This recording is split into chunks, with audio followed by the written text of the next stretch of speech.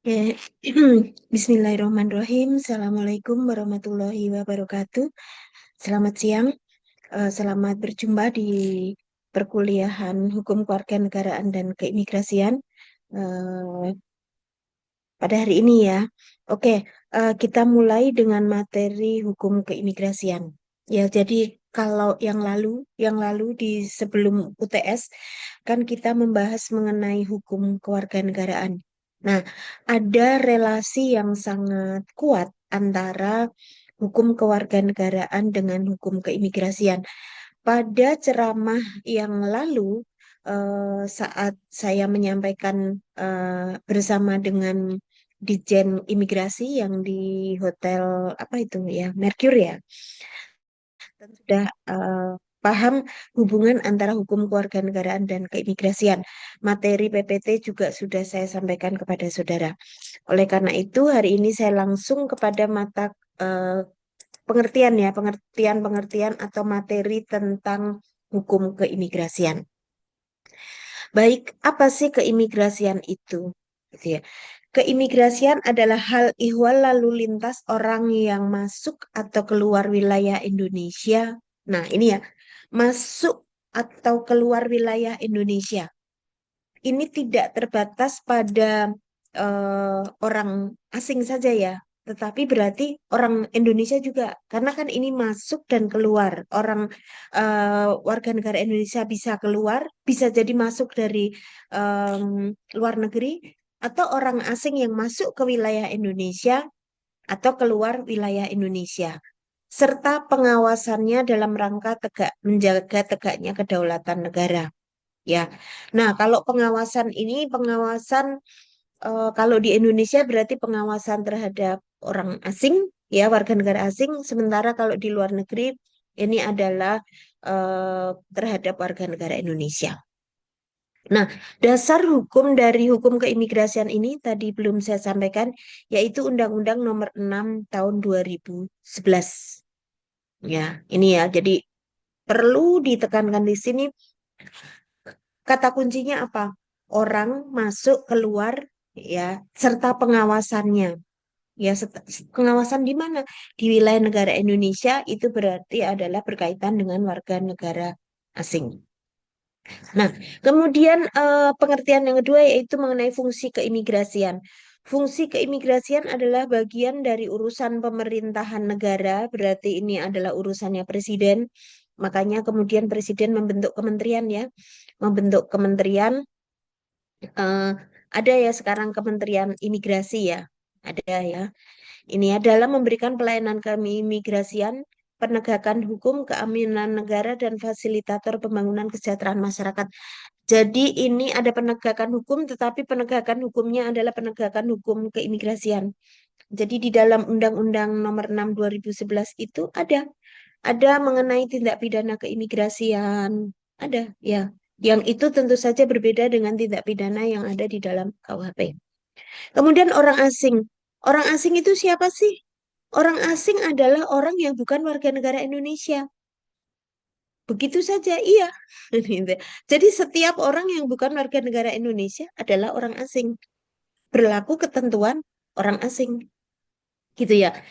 Saudara tentunya ingat pada saat kita membahas hukum kewarganegaraan, ya bahwa adanya ikatan kewarganegaraan seseorang itu berakibat pada hak dan kewajibannya secara timbal balik, kan gitu ya. Artinya kalau orang asing itu juga berarti dia memiliki hak dan kewajiban yang berbeda dengan warga negara Indonesia. Itu.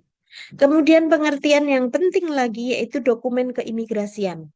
Ya, dokumen keimigrasian itu meliputi dokumen perjalanan Republik Indonesia atau paspor ya, paspor dan izin tinggal yang dikeluarkan oleh pejabat imigrasi atau pejabat dinas luar negeri.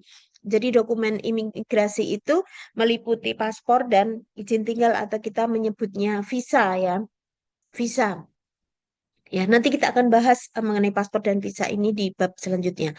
Kemudian izin tinggal adalah izin yang diberikan kepada orang asing oleh pejabat imigrasi atau pejabat dinas luar negeri untuk berada di wilayah Indonesia. Jadi kalau kita, gantian kita warga negara Indonesia, izin tinggal kita ya visa pada saat kita mau pergi ke luar negeri di negara-negara yang memerlukan visa, itu artinya kita diizinkan, diizinkan untuk apa? Diizinkan untuk tinggal di wilayah negara tersebut. Gitu ya. Ini beberapa pengertian.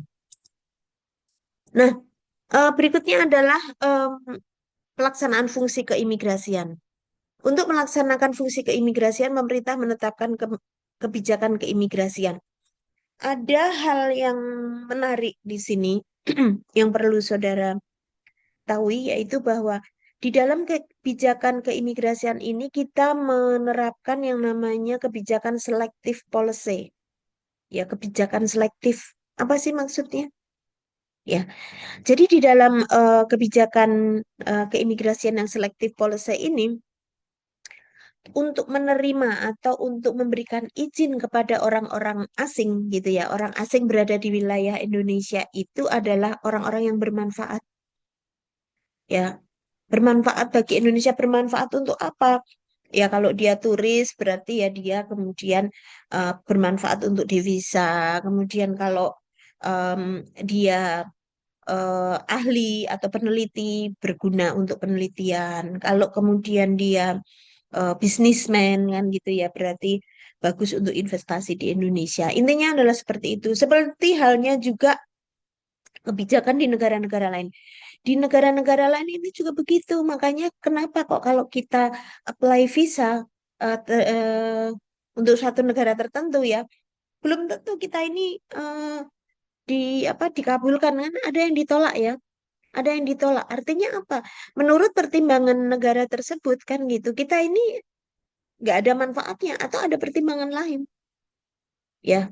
Lah kaitannya apa kalau kemudian em, visa itu seseorang itu kemudian memperoleh visa atau enggak kan gitu untuk masuk suatu negara, itu tergantung kebijakan negaranya masing-masing. Kita nggak bisa komplain ya. Kita nggak bisa komplain loh. Kenapa visa saya ditolak? Kenapa visa saya lama? Kenapa visa saya kok saya mengajukan multiple entry? Kenapa hanya single entry gitu ya? Itu tergantung dari kebijakan dari masing-masing negara itu. Karena masing-masing negara itu juga tentunya punya kebijakan tersendiri ya. Seperti halnya pemerintah Republik Indonesia yang memiliki kebijakan selective policy itu. Ya itulah mengapa ada negara yang mensyaratkan kalau kita mau berkunjung ke negaranya, kita harus menyertakan buku tabungan atau deposito atau apapun ya, untuk memastikan bahwa yang datang ke tempatnya itu punya uang kan gitu. Itu kan sebenarnya gitu, nggak akan mencari kerja, nggak pengangguran, nggak akan menyulitkan. Itu kan sebenarnya prinsip selective policy juga kan gitu kan ya. Kan ada sih negara yang tidak menyertakan bahwa ini perlu perlu apa menunjukkan bahwa kita ini punya tabungan, kita ini punya saving money gitu ya, pokoknya semacam itulah ya. Itu. Tetapi pada intinya ini untuk menunjukkan bahwa kita ini kalau berkunjung suatu negara itu ya artinya kita punya uang, ada manfaat yang bisa diperoleh di negara itu. Paling nggak kita belanja kan gitu ya. Seenggak-enggaknya belanja makan kan gitu ya, belanja makan, belanja transportasi, belanja apalah gitu ya. Kita nonton-nonton pertunjukan kita juga bayar kan gitu. Itu. Ya, itu adalah kebijakannya. Kebijakan keimigrasian dilaksanakan oleh menteri. Makanya Indonesia ada menteri ya, menteri imigrasi. Fungsi keimigrasian tadi ya, melaksanakan segala macam tadi ya. Di setiap perwakilan Republik Indonesia atau tempat lain di luar negeri dilaksanakan oleh pejabat imigrasi dan atau pejabat dinas luar negeri yang ditunjuk. Ya, jadi kalau di Indonesia fungsi keimigrasian di luar negeri itu dilakukan oleh perwakilan Republik Indonesia di luar negeri, bisa itu di KBRI atau di KJRI ya, Konsulat Jenderal itu ya. Jadi kalau di ibu kota negaranya ya berarti KBRI, tapi kalau di nggak di ibu kota negaranya ya di Konjen gitu ya. Tuh. Kemudian untuk melaksanakan fungsi keimigrasian dapat dibentuk kantor imigrasi di kabupaten, kota atau kecamatan ya. Nah, ini ya makanya kemudian di masing-masing wilayah kayak Jakarta ya, misalnya kan ada ya kantor imigrasi Jakarta Timur, Jakarta Pusat, Jakarta Selatan seperti itu ya. Yang fungsinya untuk apa ya? Melaksanakan fungsi keimigrasian di antaranya apa? Untuk urus paspor ya kan dan sebagainya itu. Ya, ini adalah fungsi-fungsi keimigrasian. Tadi ya, saya sudah menyebutkan dasar hukumnya adalah Undang-Undang Nomor 6 Tahun 2011. Gitu ya. Nah, kemudian ruang lingkupnya tadi sesuai dengan definisi yang saya sebutkan tadi, yaitu ruang lingkupnya masuk dan keluar wilayah Indonesia, kemudian pengawasan orang asing dan dokumen perjalanan ya, masuk dan keluar itu bisa em, orang WNI juga, bukan WNA juga. Untuk masuk dan keluar wilayah Indonesia, ini kita juga sekaligus berarti bukan hanya masuk dan keluar wilayah Indonesia ya, ya, dan keluar eh, ke wilayah negara lain. Yang pertama adalah wajib memiliki dokumen perjalanan yang sah dan masih berlaku. Ya, jadi paling tidak kan gitu ya.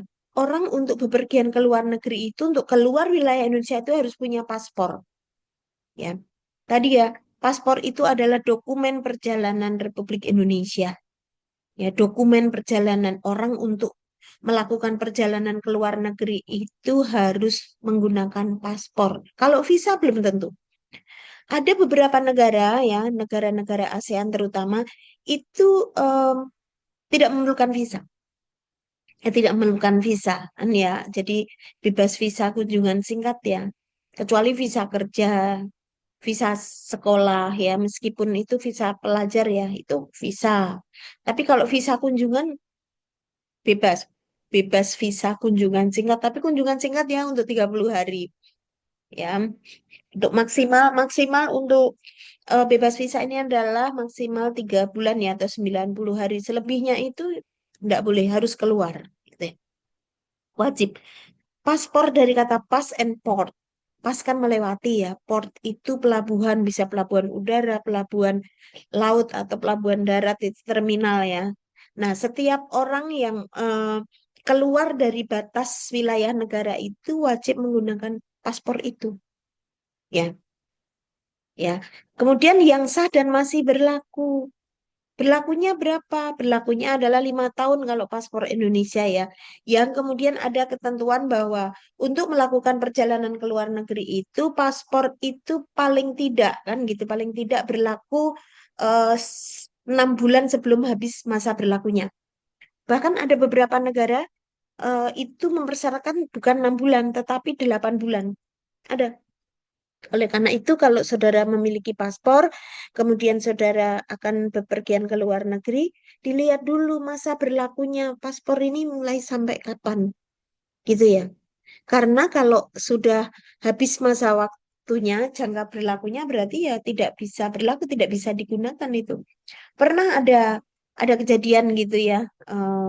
Ada teman melakukan perjalanan bareng saya. Saya nggak tahu habis itu saya tanya, ini iseng-iseng gitu loh, gara-gara itu mau check in kemudian saya yang mengumpulkan paspor-paspor itu iseng-isengan saya buka kemudian saya lihat loh ini kayaknya kurang dari 6 bulan deh saya bilang gitu. Waktu itu kelebihan 2 minggu tapi ya oke lah ya tapi menurut saya sih enggak ya saya bilang gitu tapi ya oke lah Bismillah saja gitu kan ya kita check in lah. Nah sama si apa petugas airline tersebut kemudian dinyatakan maaf Bu ini yang satu paspor ini milik Ibu ini eh, sudah tidak bisa digunakan karena ini kurang dari 6 bulan. Nah, saya bilang bener kan gitu kan. Nah, akhirnya teman saya itu bener-bener nggak bisa berangkat.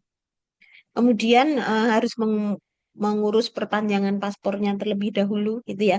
Jadi ingat ya, jangan sampai itu kejadian karena kadang-kadang memang kita nggak aware ya, kita nggak perhatian banget ya, nggak perhatian apakah ini paspor masih berlaku apa enggak gitu ya. Nah ini penting. Kemudian yang kedua, wajib memiliki visa yang sah dan masih berlaku. Nah, inilah yang kadang-kadang dikatakan overstay. Overstay itu artinya apa? Kita kalau dapat visa, kita lihat ya. Kita waktu apply visa. Ya kan? Kita ini kadang-kadang nggak tahu ya, dikasih waktu berapa sih visa di jangka waktu kita itu. Ada yang cuma 30 hari. Saya pernah dapat 14 hari aja. 14 hari aja waktu itu karena buru-buru gitu ya. Atau apa. Pokoknya pernah lah dalam hidup saya itu pernah dapat 14 hari. Kaget juga gitu kok pendek banget gitu ya. Kemudian 30 hari itu wajar. 90 hari itu juga wajar gitu ya. Ada yang kemudian eh 90 pernah juga 8 apa 9 bulan gitu ya visa Schengen saya dapat. Nah, tapi bisa juga dapat multiple entry gitu ya. Saya 2 kali dapat multiple entry itu. Ya, terakhir kemarin mengajukan visa Australia gitu ya. Visa Australia saya nggak berharap juga untuk multiple entry. Saya pikir-pikir kapan lagi juga mau ke sana gitu ya. Dapatnya multiple entry untuk 3 tahun gitu ya. Nah, ini ya. Jadi, eh tapi apakah kemudian kita bisa, wah saya maunya multiple entry, kenapa dapat single entry? Pernah juga saya begitu. Saya mengajukannya di online itu saya nulis multiple entry bukan single entry, tapi keluar-keluar single entry. Ya sudahlah gitu. Yang penting pada saat pergi kan ada visa yang sah dan masih berlaku. Kemudian juga dilihat ya, apakah visa itu masa berlakunya berapa lama. Ya, ini yang dalam berbagai kasus terjadi overstay itu karena misalnya tadi ya visanya 3 bulan, tetapi kemudian keenakan di luar negeri karena mengunjungi anak, mengunjungi saudara, orang tua dan sebagainya, kemudian melebihi masa itu. Nah, inilah yang dikatakan overstay. Kemudian yang ke berikutnya wajib melalui pemeriksaan di TPI. TPI itu tempat pemeriksaan imigrasi ya. Di pada saat kita setelah check in kita masuk kan gitu kan ya. Kemudian kita memeriksakan paspor ya. Kalau sekarang semuanya serba online sih ya, serba elektronik sih ya. Jadi nggak berasa kalau zaman dulu sebelum ada e-paspor itu kan setiap mau pergian ke luar negeri kan paspornya dicap gitu ya, dicap gitu kan. Nah sekarang nggak lagi kan, sekarang yang e-paspor kan cukup diketik ini. Kadang-kadang saya mikir-mikir ini terus tandanya bahwa saya ada tanda keluar mana, tanda exit mana gitu ya. Kan cuman sekarang banyak negara juga seperti itu. Ya, jadi nggak lagi ada cap yang banyak-banyak itu ya. Kalau dulu kan cap ya Pak, begitu kita apa keluar dari Soekarno-Hatta misalnya ada tanda depart atau exit. Depart ya kalau kita depart. Ya, begitu masuk negara lain ada masuk entry, keluar exit, masuk lagi kita arrival kan gitu ya. Nah, kalau sekarang enggak, sekarang itu dengan adanya e-paspor itu kan kita pakai mesin yang cukup di scan seperti itu, lihat foto kan sudah. Sehingga sekarang ini di beberapa negara ya, eh, di terakhir yang barusan itu di Australia itu sudah nggak ada. Saya juga e-paspor itu jadi masuk gitu. Masuk gitu aja. Kalau dulu kan gitu, masuk kemudian ditanya dulu berapa lama Anda di sini dan sebagainya kan sambil nunggu dicap itu kan begitu. Ya, nah sehingga mendapatkan tanda masuk itu artinya pada saat kita tadi ya urut-urutannya kan gitu ya, kita setelah check in kita masuk tempat pemeriksaan imigrasi. Kalau yang dulu dikasih cap tok gitu kan ya, sekarang cukup scan saja gitu kan ya. Nah begitu kita masuk ke negara lain kan, begitu keluar kan kita juga masuk lagi imigrasi ya. Itu namanya mendapatkan tanda masuk. Ya, kita scan lagi paspor, kemudian kalau tidak ditolak artinya kita tanda masuk. Ya, kalau dulu dicap gitu kan ya, oke welcome to mana gitu kan ya. Itu tanda masuk. Kalau tanda bertolak ya tadi pada saat kita keluar dari Bandara Soekarno-Hatta itu, nah itu dicap itu. Nah, ya. Oke, kemudian Menteri berwenang melarang orang asing berada di wilayah tertentu di wilayah Indonesia. Ini ya, ada kejadian di Indonesia. Ada seorang wartawan Australia kan gitu. Wartawan Australia ini dia dilarang berada di Aceh pada saat itu. Kenapa? Karena kemudian pada saat ada tsunami Aceh kan gitu ya. Si wartawan itu pernah memberitakan gitu ya, memberitakan dengan tidak berimbang lah katakanlah bahasa halusnya seperti itu. Sehingga kemudian dia kena penangkalan ya, tindakan penangkalan bahwa dia oke, dia boleh berada di wilayah Indonesia, di Bali dan sebagainya silahkan, tapi tidak masuk ke Aceh. Pada saat itu tuh ada itu wartawan Australia. Kemudian ada juga misalnya orang asing yang eh, di hutan ya, yang nggak boleh di Kalimantan atau di mana gitu ya, gara-gara dia pernah merusak hutan. Kalau nggak salah Leonardo DiCaprio juga ada kok larangan dia ya. Leonardo DiCaprio ada. Nanti coba deh saudara lihat ya kasusnya Leonardo DiCaprio yang artis itu ya. Itu jadi boleh. Nah, orang asing yang ditolak masuk atau penangkalannya. Jadi di dalam hukum keimigrasian ini ada tindakan yang namanya pencegahan dan ada penangkalan. Ya, kalau pencegahan itu adalah orang yang berada di wilayah Indonesia, ya bisa WNI, bisa WNA. Kemudian dia dicegah untuk keluar dari wilayah Indonesia, dicegah.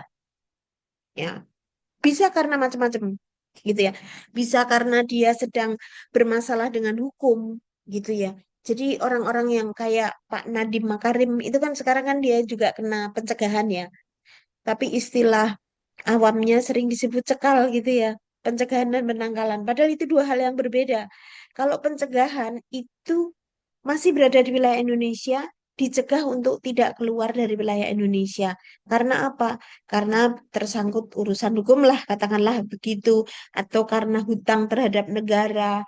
Atau dia diidentifikasi menderita penyakit menular tertentu misalnya. Makanya kemudian kan ada cek kesehatan segala macam ya, itu. Itu kalau pencegahan. Nah, yang ini adalah penangkalan ya, yang saya tayangkan sekarang ini adalah kalau penangkalan ini namanya penangkalan ya, ditangkal itu kan dilarang masuk. Kalau tadi pencegahan dilarang keluar, kalau penangkalan ini dilarang masuk. Ya ditolak masuk. Yaitu apa? Namanya tercantum dalam daftar penangkalan.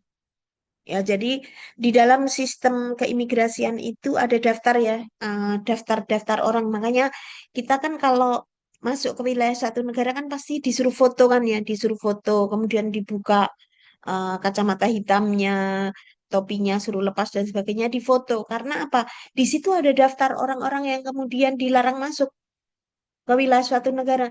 Kalau misalnya wajah kita terdeteksi bahwa kita ini adalah masuk dalam daftar penangkalan itu, kita akan ditolak pada saat itu. Kita dimasukkan ke dalam suatu ruangan, kemudian kita harus kembali ke wilayah Indonesia lagi, deportasi lah ya istilahnya. Itu ya. Itu kalau namanya tercantum dalam daftar penangkalan, ya kan? Makanya kemudian kenapa ada cek paspor itu kan itu untuk memastikan bahwa kita ini bukan termasuk orang yang masuk dalam daftar penangkalan. Demikian pula orang asing. Orang asing yang tidak apa ya, tidak diizinkan untuk masuk wilayah Indonesia itu masuk dalam daftar penangkalan itu teroris misalnya atau apa ya. Ini ada jenis-jenisnya ya. Yang pertama tidak memiliki dokumen perjalanan yang sah, dia tidak memiliki paspor. Ya, tidak memiliki paspor ya, pasti dilarang masuk lah ya. Karena setiap masuk negara kan harus ada paspor. Kemudian memiliki dokumen keimigrasian yang palsu. Nah ini tapi sayangnya biasanya tahu palsunya itu setelah lewat ya, pada saat itu belum ketahuan ya dokumen keimigrasiannya ini palsu, asli atau palsu ya. Banyak ya kasus paspor palsu itu ya. Jadi paspor palsu itu paspor yang mana sih?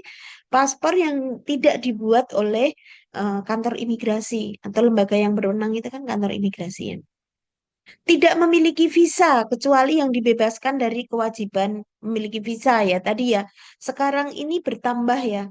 Ada 72 atau 73 negara yang kemudian bisa masuk wilayah Indonesia tanpa visa ya, tetapi bukan untuk yang lain ya, bukan visa kerja ya. Ini adalah visa kunjungan yang tentu saja maksimal yang tadi 30 hari ya, untuk wisata dan sebagainya. Kemudian telah memberi keterangan yang tidak benar dalam memperoleh visa. Nah, ini ya, jadi menggunakan dokumen palsu nih biasanya gitu ya mengisinya. Menderita penyakit menular yang membahayakan kesehatan umum. Nah, saudara ingat ya pada saat beberapa waktu yang lalu eh, pada masa COVID gitu ya. Pada masa COVID itu kan ada ya orang-orang WNA dari Cina atau Tiongkok pada saat itu dilarang masuk wilayah Indonesia. Bahkan kita sendiri warga negara Indonesia juga kena ban kan ya, nggak bisa masuk negara lain gitu kan ya pada saat itu ya. Jadi ada penyakit menular atau kemudian AIDS, penderita AIDS kalau ketahuan kan gitu ya. Atau penyakit-penyakit lain yang berbahaya. Kemudian terlibat kejahatan internasional dan tindak pidana transnasional yang terorganisasi ini teroris-teroris gitu ya.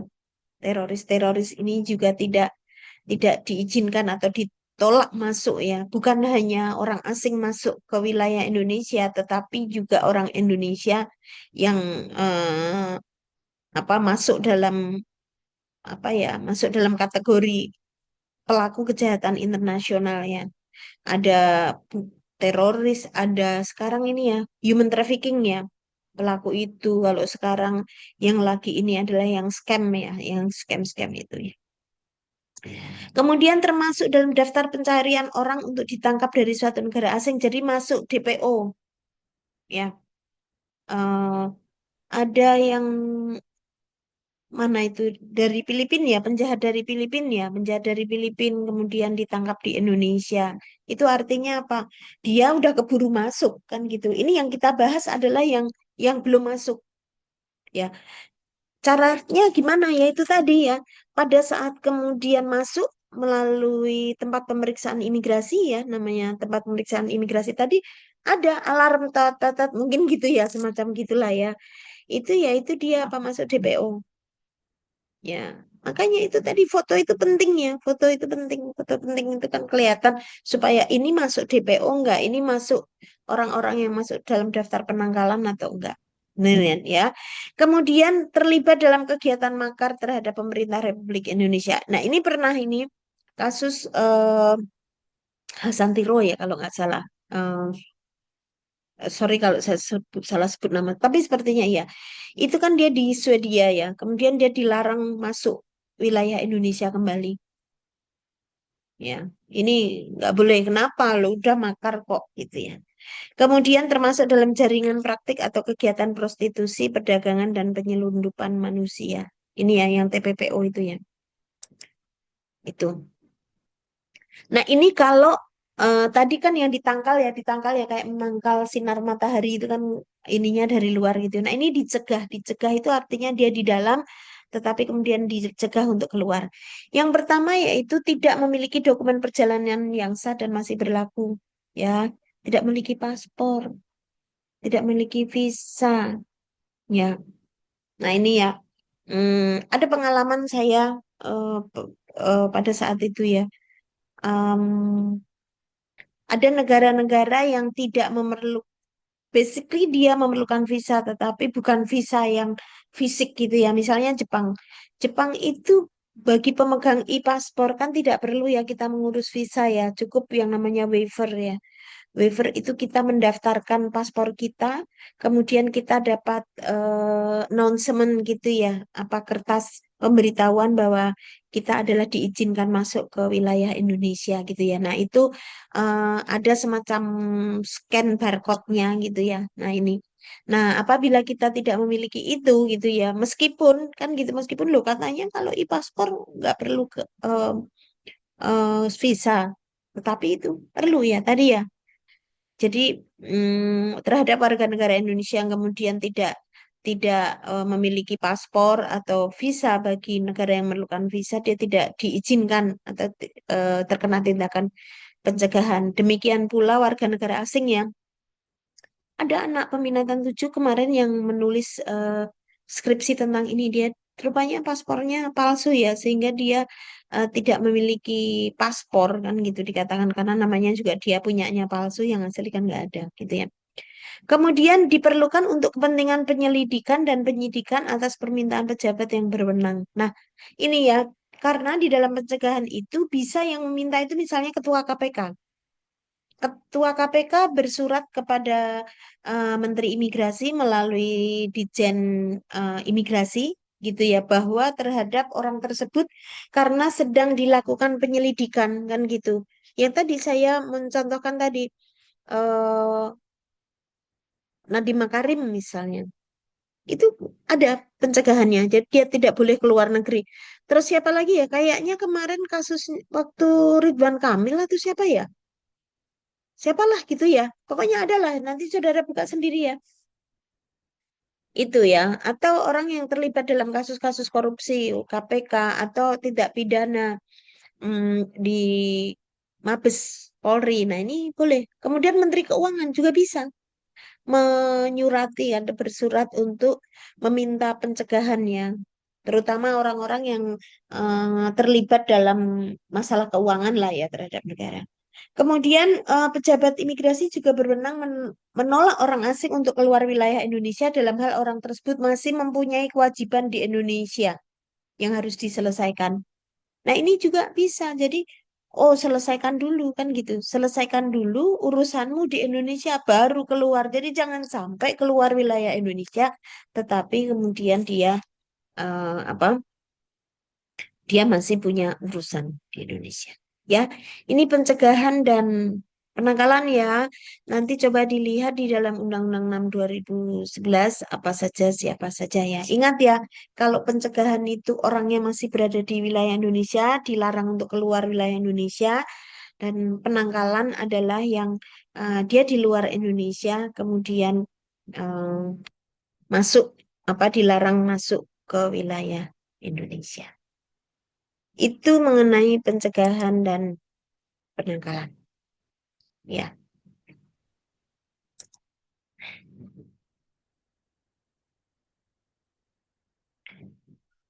oke.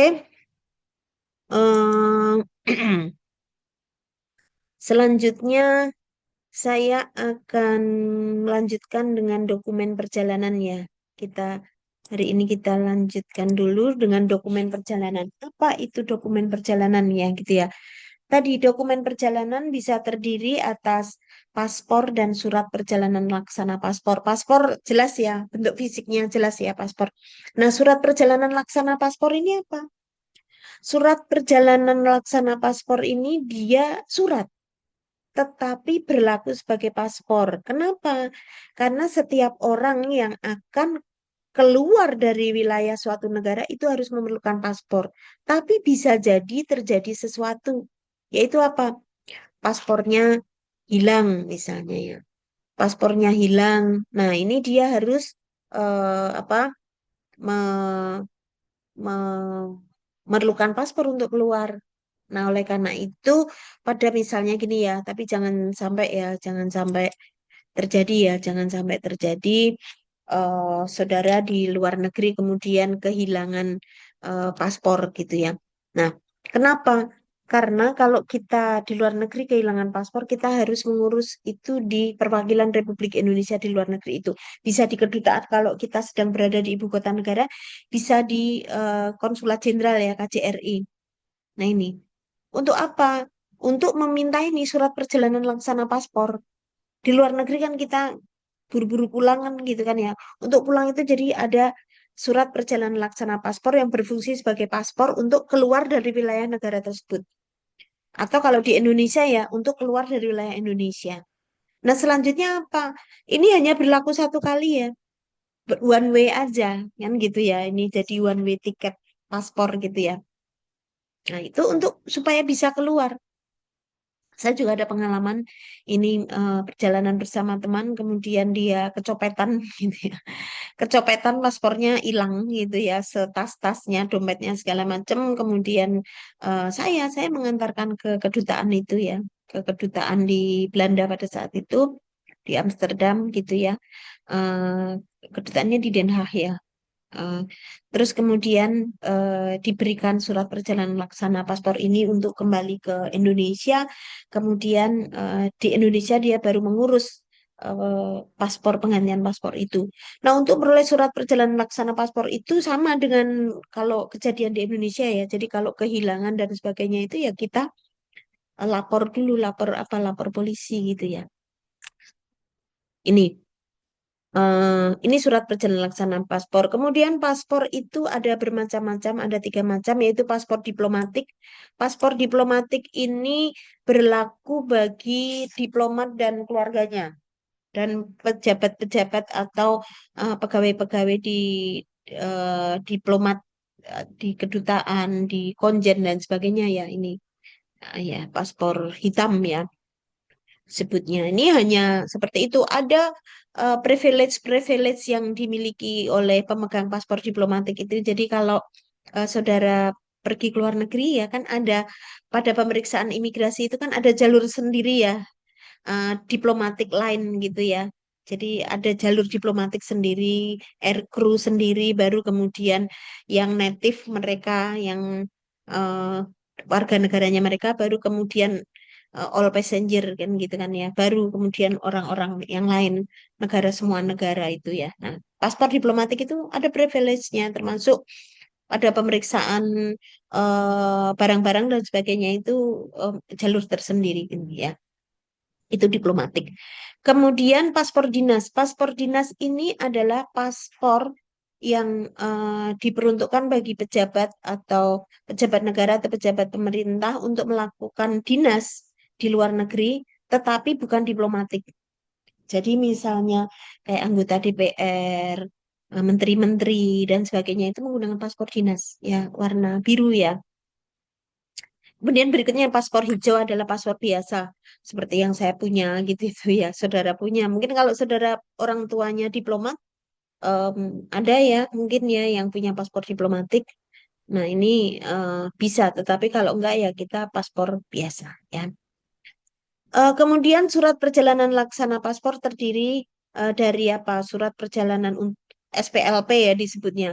SPLP untuk WNI dan SPLP untuk orang asing. Kemudian surat perjalanan lintas batas atau pas lintas batas. Nah, yang C ini, yang surat perjalanan lintas batas atau pas lintas batas ini khusus bagi orang-orang yang berada di perbatasan ya. Jadi perbatasan misalnya antara NTT dengan Timor Leste, perbatasan antara Kalimantan dengan Malaysia dengan Sarawak, atau perbatasan antara Kalimantan dengan Brunei misalnya. Sorry, ya ini ya kan nggak mungkin ya setiap melintas kemudian pakai paspor gitu ya. Jadi cukup surat perjalanan lintas batas atau pas lintas itu ya. Saya juga kepengen nih melihat gitu ya. Saya kalau ini belum, saya, saya saya sendiri belum dapat ini, belum pernah lihat nih pas lintas batas ini yang aslinya ya. Kalau yang di foto-foto itu ada lah ya di gambar-gambar itu. Tapi yang aslinya saya belum. Saya kepengen lihat nih ya. Kalau kayak surat deportasi saya pernah lihat, pernah memegang gitu ya, karena saya pernah bareng warga negara Indonesia yang dideportasi dari suatu negara. Jadi ini ya. Surat perjalanan laksana paspor saya juga pernah melihat. Yang belum pernah lihat ini surat perjalanan lintas batas, tapi bisa dibayangkan gitu ya. Bisa dibayangkan bahwa ini adalah surat yang bagi orang-orang yang di perbatasan ya. Kadang kan ada yang cuma belanja gitu kan ya. Ini ya. Nah, ini adalah dokumen perjalanannya. Berikutnya untuk visa dan sebagainya nanti akan saya lanjutkan di perkuliahan selanjutnya. Oke, baik. Saya rasa cukup ya untuk kuliah hari ini. Kita lanjutkan sesi berikutnya dengan visa. Oke, terima kasih. Assalamualaikum warahmatullahi wabarakatuh.